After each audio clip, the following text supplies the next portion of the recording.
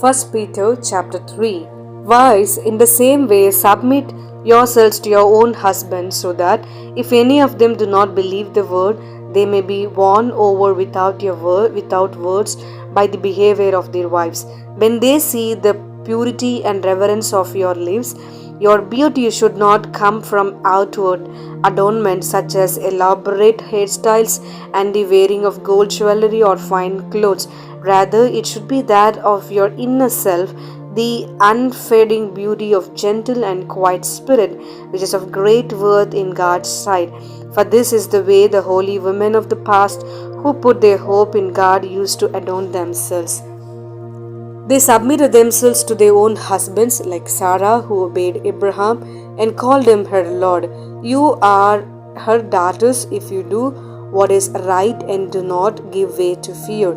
Husbands, in the same way, be considerate as you live with your wives, and treat them with respect as the weaker partner and as heirs with you of the gracious gift of life, so that nothing will hinder your prayers.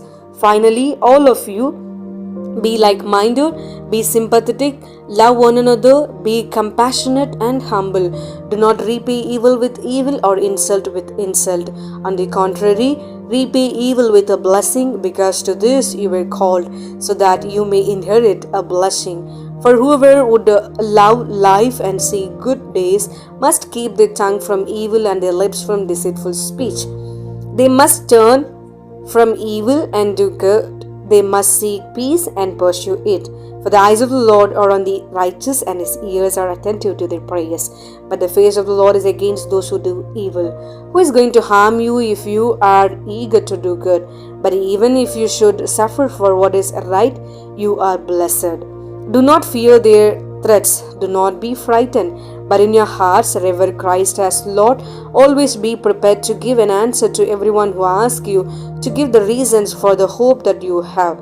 But do this with gentleness and respect, keeping a clear conscience, so that those who speak maliciously against your good behavior in Christ may be ashamed of this slander.